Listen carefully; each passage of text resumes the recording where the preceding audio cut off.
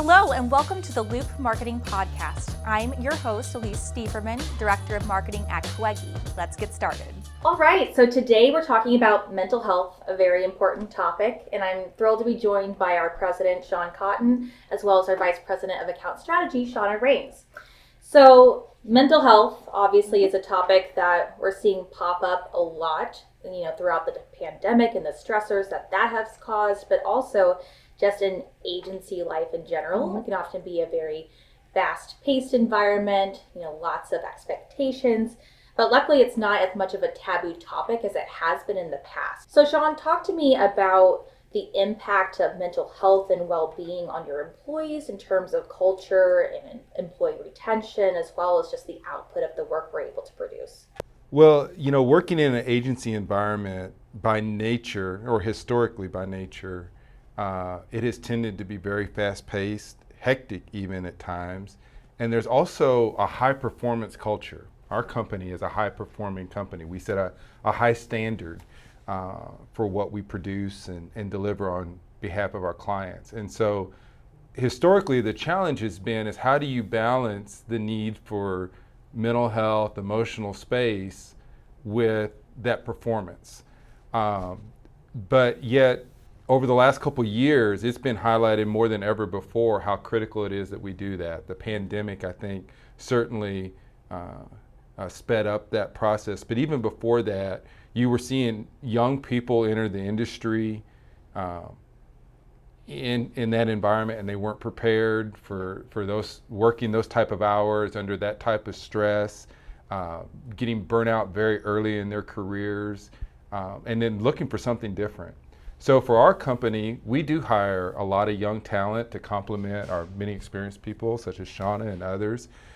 We don't want that to be their experience. So the way that we try to create an environment for them to enjoy this new career that they're embarking on is having workflows and processes in place that set them up for success. Because again, we still have a high bar of achievement, but we want to set our employees up for success through the tools that we give them, the workload that we give them, and then they can kind of set their limits as to what they need to do.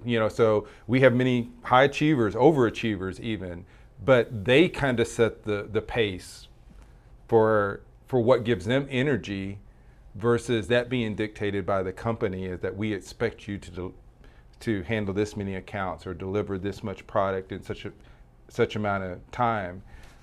So the other thing that we do as a leadership team, I think pretty well, is the so-called open door policy. It's a cliche, but really living that. In that when ones are struggling, when they do feel an extra amount of stress or an anxiety, feeling completely comfortable going to their manager, to their VP, or even to myself, and having a conversation about, I would like some assistance or I would like some help. Mm-hmm. And I feel like you've done a really nice job of setting up that culture of transparency, of course, both with our clients, but also, as you know, very much internally. And Shana, I know you oversee a department that is definitely filled with the overachievers and some of the more senior people in the organization. So can you talk to me a little bit about how you foster those open door conversations, and how have you encouraged the people on your team and throughout the organization to be accepting of taking a mental health day and having those open conversations? Yeah, I think it's definitely communication's key, right? Yep. So, from day one, I set the expectation, I say it all the time. You have to have a work-life balance. You're no good to yourself, you're no good to your clients, if you're stressed, right? Or if you're checked out. I think it's important to say, I'm not feeling great, or I need a mental health day, or to also pay attention to the cues. I mean, your team, your department, who you work with on a day-to-day. So, if I notice that an individual's, maybe their disposition is off, or they're not engaging as much as they used to, or their work seems to be suffering, or they're more withdrawn, that's an opportunity, I think, me as a manager to sit down and say, hey, something going on to whatever level that they're comfortable with. And, if you don't want to talk to me, definitely, encourage you to talk to a friend, a peer. We've got programs in place that Sean mentioned, I think is key. I think it's also kind of being aware too, I wouldn't say I'm old by any means, but I'm definitely older than, some of our employees at Coegi. And, they've grown up in a very public sharing, society, with social media. Everything you do is put out there for everyone. And I think that goes with accomplishments at work, the things that you're working on, you're paying attention to what your peers are doing, people you used to work with, things like that. And that can get a little stressful at times, right? So mental health break doesn't necessarily mean personal, it can also be professional. So, again, being kind of cognizant of what's going on in life and just ensuring that they're comfortable to the degree that they want, that they're not going to be faulted by any means. It's okay to say, I know where your level, you operate at this level, but it's okay to take a step back, breathe, and then continue moving forward. Yeah. And something to think about, at least from my standpoint, because I've been with Coegi for many years now. I've seen it go from 15 employees or so when I first started to now, over 50.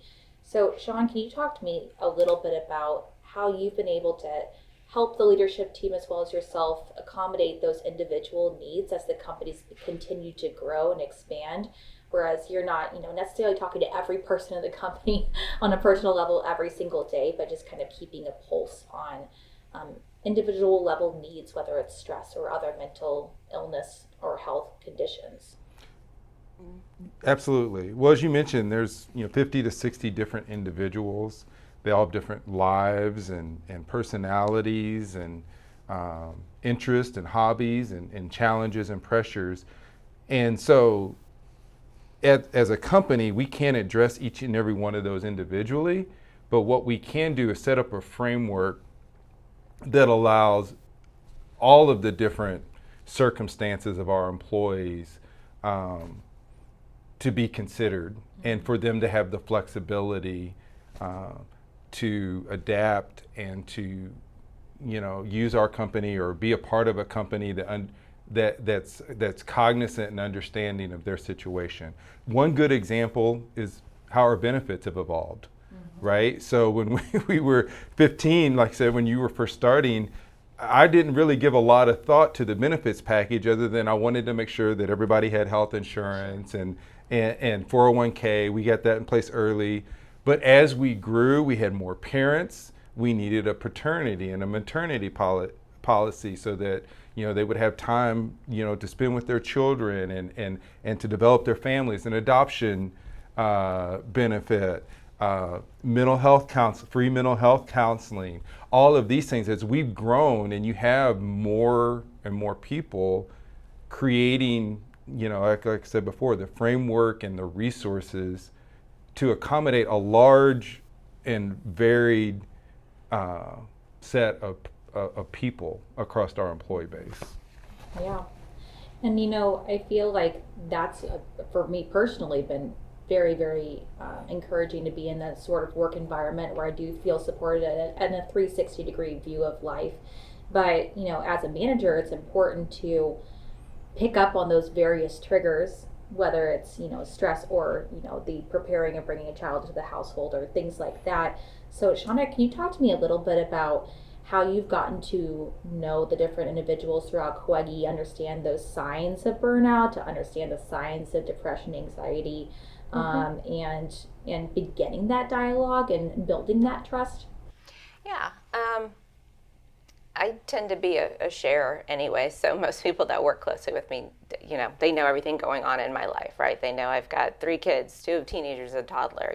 My husband works for himself as a landscape architect. So everybody knows what's going on in my life. So if I'm running here or there and, taking meetings, while I'm in the car, I share. And I think that hopefully it creates an atmosphere of open dialogue and just it allows them to feel comfortable to share as well. It's not such a big deal if they're going to be 30 minutes, late, or if they have to take a phone call from home because something's occurred, because just 2 days ago, the same thing happened with me. I think it's all, and so having those conversations, I think, individually, I know who on my team is very comfortable with sharing and who on my team is a little bit more reserved. But even within that, the dynamic is still, you've got your baseline, right? So if consistently something just seems a little off or different, that's when I usually open up our syncs with, so what do you want to chat about, right? I get their agenda on there first, and then I kind of go through what I've got on my list, and then I usually close it with, is there anything else you want to chat about?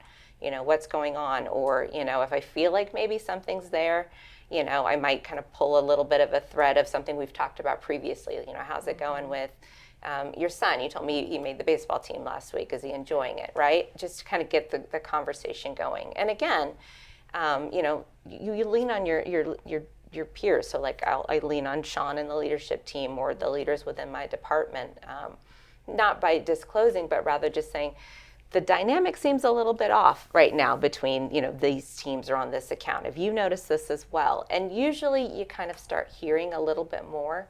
And again, just kind of guides that conversation, right? But I think for me, I've found the most effective is to put myself out there first because I'm comfortable doing that. To say, I'm human. I mess up all the time.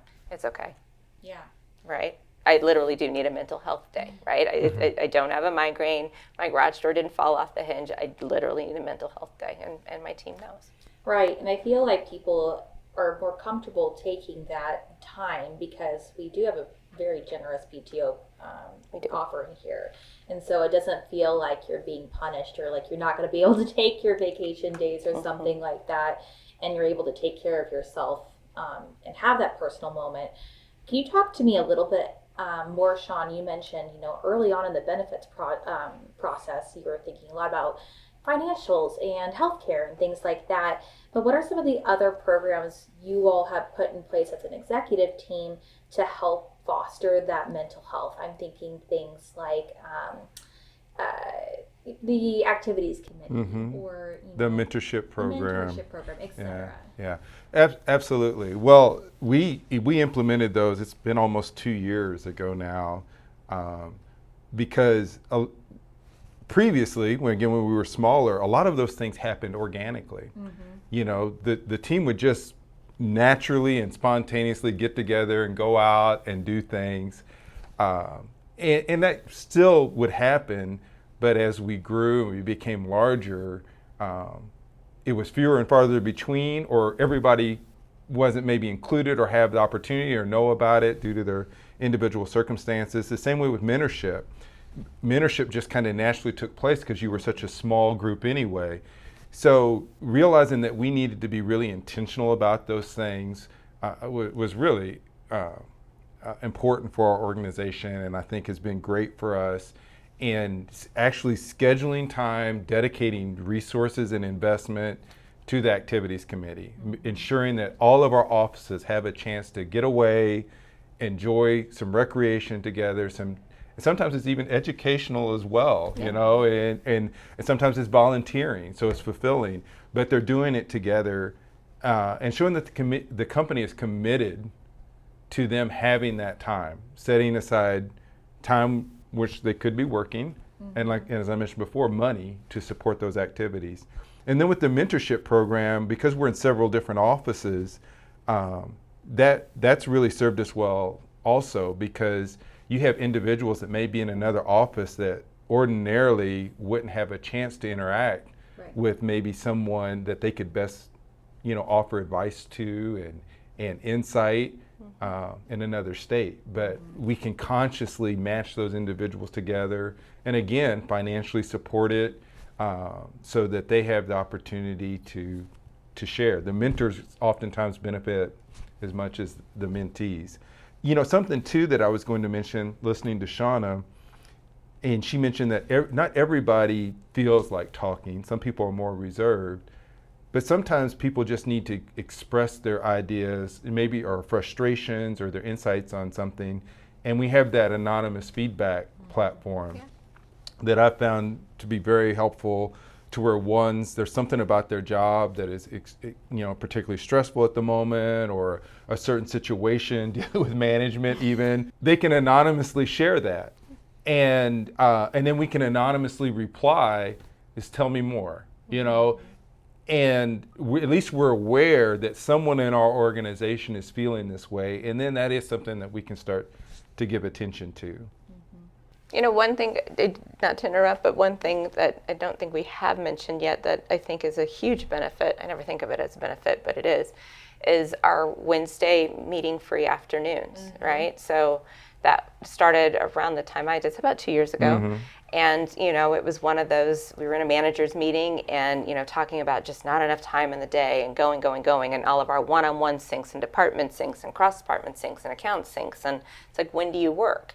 And so we put in place, a program, 2 to 5 o'clock every Wednesday that is, in theory, meeting free. There are exceptions, but I think everybody's really respectful of it. So if it's literally the only time, hey, I know this is meeting free time, but do you have 30 minutes? But it's an opportunity to breathe and work, right? So you're not constantly, think of the amount of time and energy it takes to go from meeting to meeting, especially if you've got a 4-hour block of 30-minute meetings. That's 8 meetings, right? And now you're supposed to go back and actually work. When do you get this done? And this isn't an everyday for anyone, but having that dedicated time, I think, is really, really, it's a quiet time, I think, at the agency. It's been great. Yeah. It's very nice, so. Yeah. And, just to round us out, I'm thinking about, like, the underscoring topic here is about work-life balance. So how would you encourage people throughout the organization and, others in different agencies or in different marketing orgs or wherever, right, set up parameters in their life to have that balance? Balancing the stress, but also making room for the personal as well. So any tips there? Well, a good friend of mine, and actually he spent some time with our company, Chad Carden, he's a career coach. He's spoken to us and other organizations before about energy versus stuff. And really, that's the balance that allows us to find the most contentment and satisfaction with our job, is energy versus stuff. Because if we look at it as hours, which that is a component, but if we only look at it in terms of hours, well, what are those hours made up of? You could be working only 20 hours a week, but if it's all stressful and it's all just stuff and it's burdensome, well, you're not going to be happy. Whereas on the other hand, maybe you're working a little bit more than 40, but if 80% of that is energizing and motivating and you're jazzed about it, well, then you're probably going to be pretty happy, right? So that's one thing, is really identifying energy versus stuff. There's some things that we just have to do, understanding, okay, how can I do this in the most effective way and get it done and do it right? But do I need to talk to my manager? Do I need to prioritize? What do I need to do to make sure that takes up a certain portion and that I can focus on the things that give me energy? So start there. Then working in agencies, there's going to be ebbs and flows to work, right? Fourth quarter, for instance, or a new client and so forth.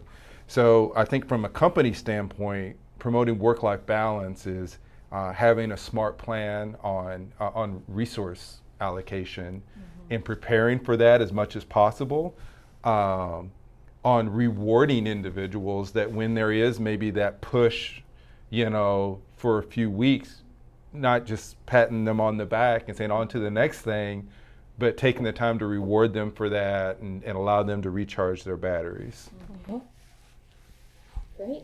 Well, thank you both so much for your time today. Yeah. Thanks, Elise. Thank you. Thank you for listening. Coegi is an industry-leading performance marketing agency based in the Midwest. We've learned a lot since our founding in 2014 and started the Loop Marketing Podcast to share some of our hot takes on marketing trends we're following, best practices we've discovered, and actionable tips for improving your digital strategy. We'll see you next time.